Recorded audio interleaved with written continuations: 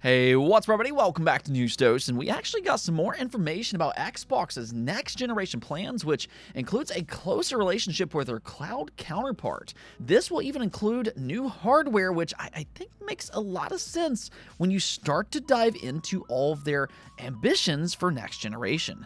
The idea that Xbox will be everywhere does include their hardware design, and we will get into that today. Now, unfortunately, though, we got some bad news from EA, so do stay tuned for that as well. First, though, I do want to thank my supporters on Patreon and on YouTube memberships. Thank you just so much for what you do. I truly do appreciate each and every one of you.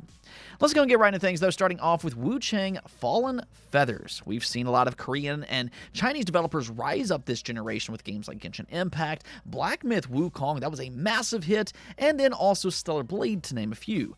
And I actually really like this trend.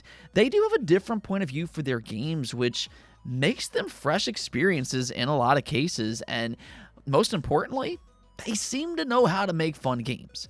Well, one of the most noteworthy upcoming Chinese-developed games is Wuchang Fallen Feathers, and this game looks like it has a lot of potential.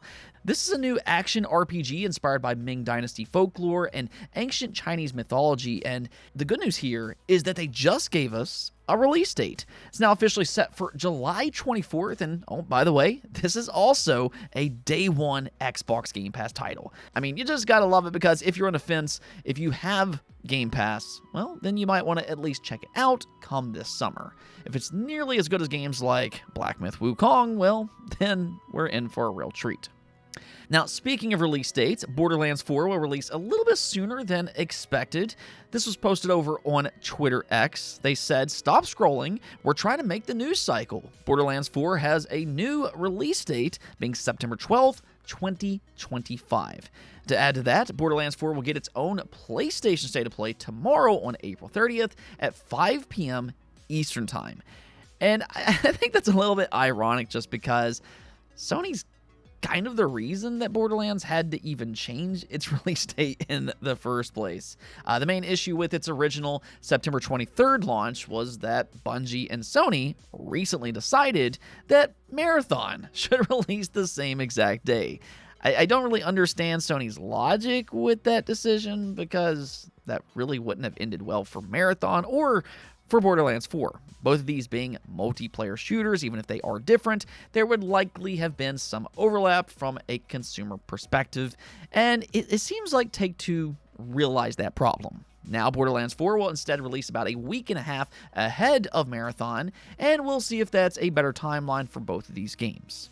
Either which way, if you're interested in Borderlands 4, tune in for tomorrow's State of Play. Oh, and here's a fun story that isn't causing any controversy whatsoever. You know, controversy in gaming, that's a rare sight to behold, right? Right?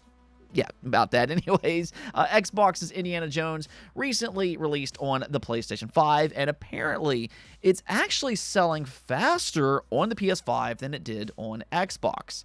Now, on one side, I don't think that this is some kind of earth-shattering revelation, as some people are trying to make it out to be. A lot of people on Xbox obviously played it on Game Pass. Of course, Game Pass has around 30 million subscribers. A lot of people played it that way. And that's going to impact its overall sales numbers on the Xbox platform. But at the same time, this is a good example as to why Xbox is pushing their games onto PlayStation. At the end of the day, PlayStation has a massive user base, and they are buying Xbox's first-party games hand over fist. We saw it with Sea of Thieves. We saw it in the pre-order numbers with Forza Horizon, and now we're seeing the same thing with Indiana Jones and The Great Circle. In fact, Indiana Jones was actually the best-selling game in the United States following its PS5 release. I mean, I understand some people are still kind of wrapping their head around this multi-platform plan of Xbox's. It is unorthodox. But like I've said before, one of the positive outcomes for this move is that now more people can actually play Xbox games without all that hatred in their heart. I am a firm believer in the Xbox tax. I do believe that some people just hate on them because they're Xbox, and now that some of their games are, going multi-platform, well, now suddenly more people are actually seeing that they can, make some good games after all. Now, since we're on the topic of Xbox and their plans, we've actually heard quite a bit about their next generation platform through both official information and also through a variety of leaks. And the more that we uncover, the more convinced that I become that they're going to open up their ecosystem in a way that we've never seen from a console manufacturer before. I mean, they've already revealed that they're working on an ultra-powerful next-generation console that they describe as the largest technical leap in a hardware generation. That quote came directly from Xbox. What we've learned through leaks, however, is that it could potentially be tied to Windows in a pretty major way, which also means that it could potentially run something like Steam, which even Xbox has kind of teased through a few accidental reveals. We also know that they have aspirations for a handheld console, and they're even partnering with Asus this year for a PC handheld, which will be their first step into that type of technology. They will learn a lot from that experience and take that over to their eventual Xbox handheld, because it sounds like they're connecting everything together for their next generation platform. Their next console will be a PC console hybrid, and that also includes their handheld. They will be integrated with Windows, albeit they'll still feel like a console experience because they're going to boot directly into a customized Xbox operating system, much like the Steam Deck feels like a console experience because it boots directly into the Steam OS. That seems to be the idea, but with a Windows spin to it, or at least from what we understand thus far. That's also why Xbox is putting an even greater emphasis on something like Xbox Play Anywhere titles, meaning that if you buy a game on Xbox, you'll also own the same game on PC.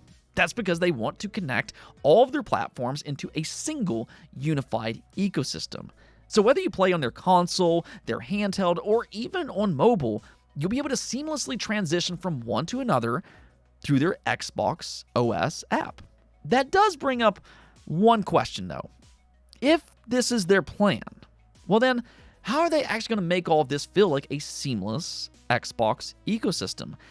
And, well, we just learned the answer to that might just be their controller.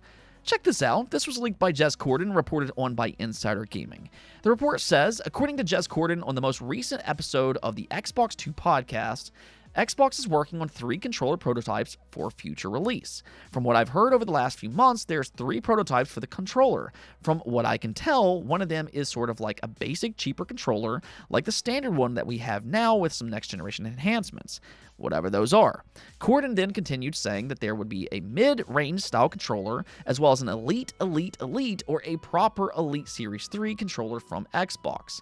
While he doesn't have the full features of the controller, Corden believes the high-end controller will have a direct-to-cloud Wi-Fi connection that allows connection via Wi-Fi instead of Bluetooth. The goal here is to eliminate any lag that comes from Bluetooth connections. He added that it will have a switch to switch the controller between cloud and PC console mode.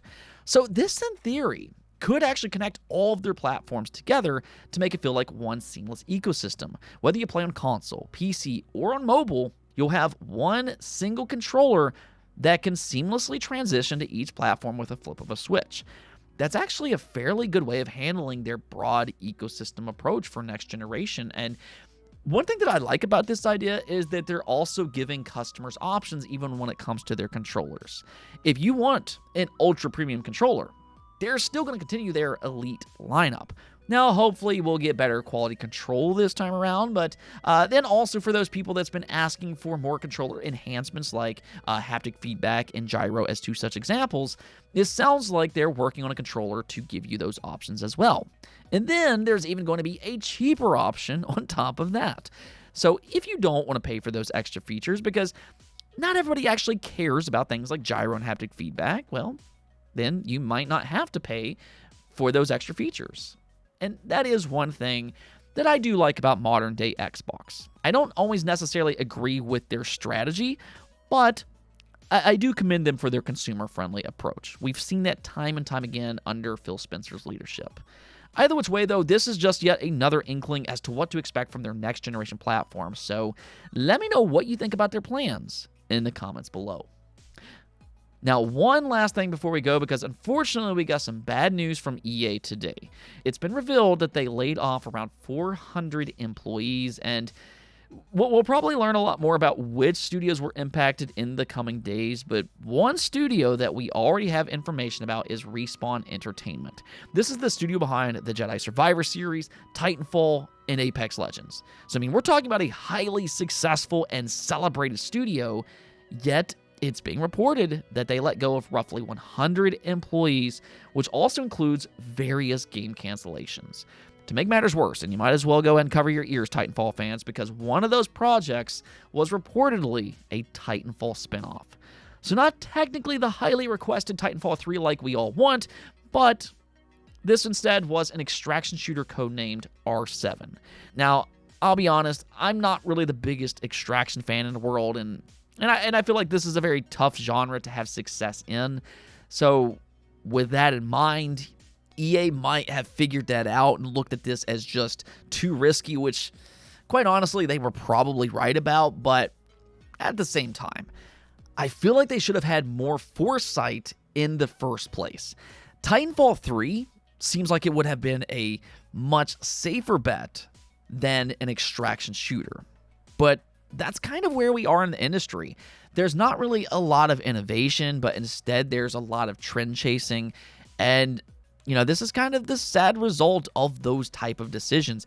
We've seen it from other companies like Sony as one such example. There's been a lot of cancellations and a lot of layoffs linked to live service games, and we're seeing that here with EA as well.